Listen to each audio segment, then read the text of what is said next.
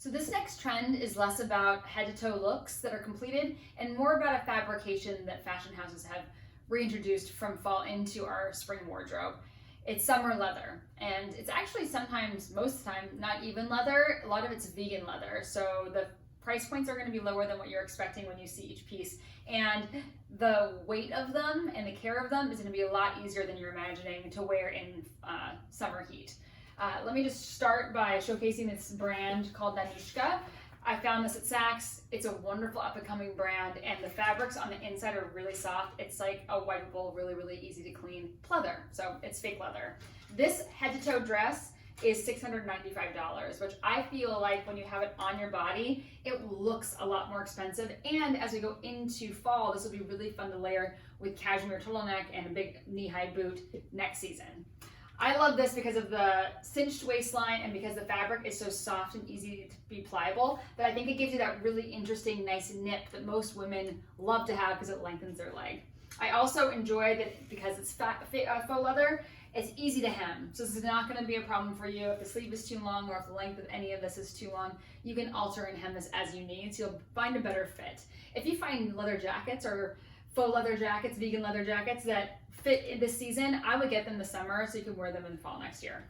I love this dress because I think it does the 90s kind of neutral brown. I would do it back to that same Zara little slide shoe, but because it's a summer piece, I think I want to lighten it up, and I'm going to do it back to this little like thong sandal heel that's coming full swing into spring this season. It's in a snakeskin, so I think it brings a little bit of texture, and this actually wraps all the way around your ankle, so you could wrap it up your leg into the dress, or you can just wrap around your ankle a little bit, and at least it gives it that lighter, more playful summer feel. Another piece by Nanushka is this fun little two-tone Western-inspired leather button-down. So this almost like could be part of the denim trend that I'm talking about later because of the feel of the stitching and the shape of the piece. But this does its own subcategory of a trend, doing the two tones. In accessories and in some clothing, you're gonna find a lot of like slightly mismatched different shoe combos, like a yellow shoe on one foot and a blue shoe on another foot, or two tones in dresses and tops. So I love this trend. It does it really nice and subtly. I would actually finish this back to something a little more girly as an unexpected vibe, and I would layer this with that same white theory dress that we talked about in the whiteout video and use these little wrap ties to cinch it at the waist, so you get that skirt at the bottom and the top, you know, a little more funky. Again, this is a summer trend, so I would finish this either back to the same snakeskin shoe or even this really interesting, comfortable little Gucci thong slide as well, okay? Those thong heels from the 90s are coming back in full force, and it'll be a wonderful way for you to be able to downplay the heaviness of the leather. It looks heavy, it's not gonna feel heavy, but the heaviness of the fabrication.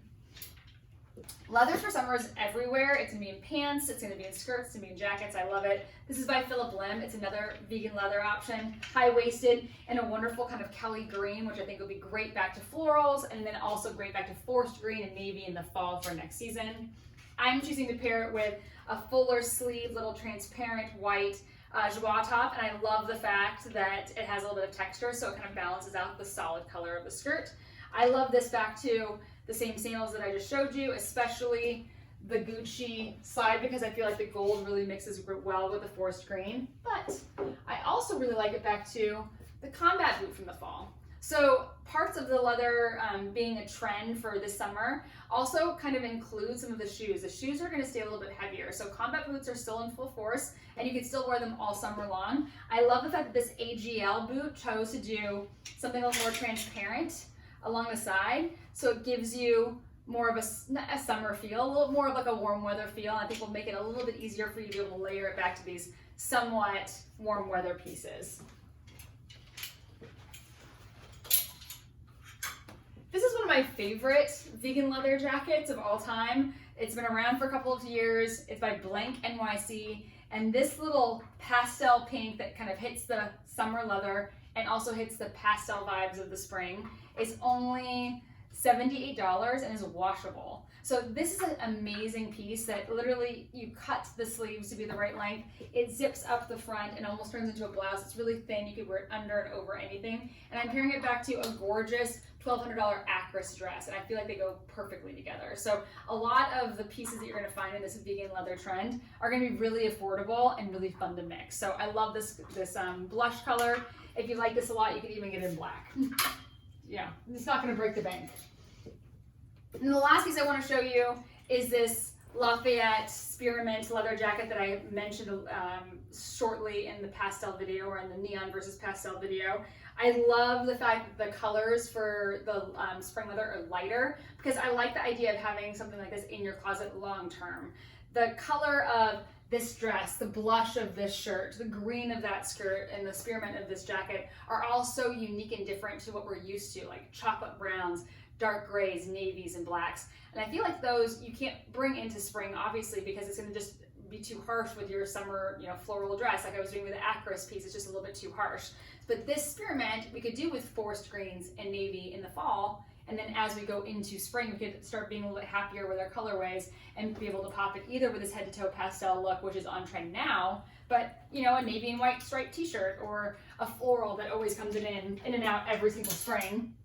We'll have a little more play that way. So I like that this is something that's both vegan and good for the environment, is sustainable and using recycled materials, and is something that you can wear year round as opposed to just season by season. So enjoy this, play with it, find the vibe that works good for you, and then of course know that I'm here so I can guide you in the right direction.